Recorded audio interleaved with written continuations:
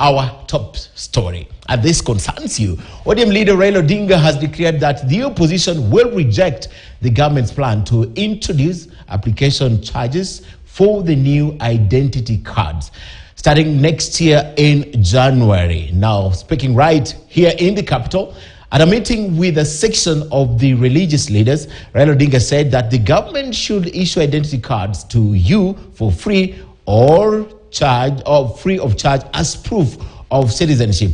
As KTN's political affairs reporter David Mudoka now explains, Raila's statements comes amid public backlash and huge outcry over the government's decision and move to hike the application fees for not just the ID cards, but also the passport, the marriage certificates, and of course the death certificates. That on Tuesday saw the government review some of its own proposals on the charges. Take a look.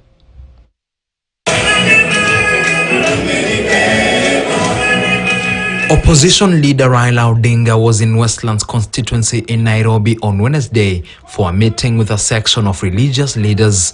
While addressing the men and women of the cloth, Raila took the opportunity to fold the plan by the President William Ruto-led government to introduce fees for first-time ID applications and to increase charges for ID replacement, passport applications, as well as applications for birth, marriage and death certificates.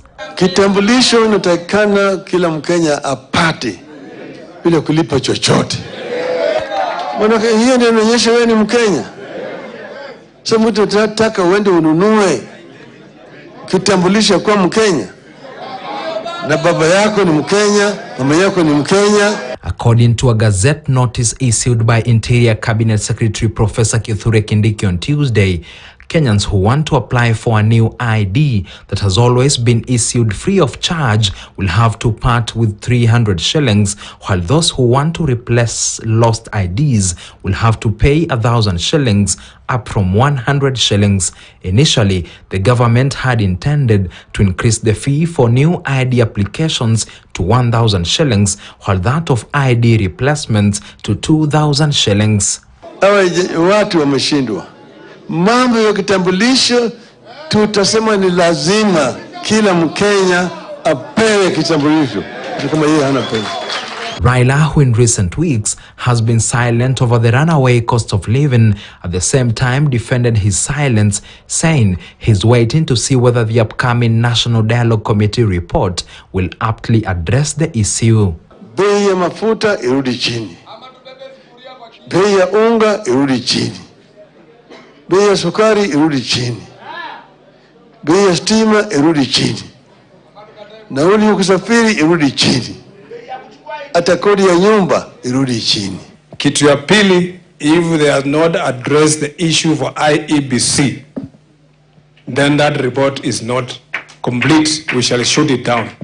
That one we can promise that we shall not allow it to pass. Raila also partly attributed his silence to his decision not to engage in early campaigns, saying they will put the country on edge with approximately 4 years still left to the next general election.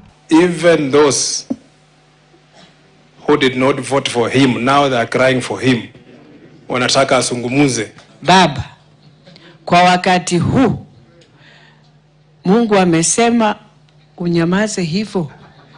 Kama Musa, watoto wa Israeli walizunguka hiyo 40 years hapo jangwani hivyo. Hapo ndio tuko. Wewe kama uko na umbwa yako ya kukuchunga iko kwa mlango, umbwa ikuone wewe umeshika mwizi mkono unaingia na yeye kwa nyumba, umbwa imekuona wewe ndio umeingiza mwizi kwa nyumba, alafu unasema mbona hiyo umbwa haikubweka? Ibweke aje na imekuona wewe ukiingiza mwizi kwa nyumba.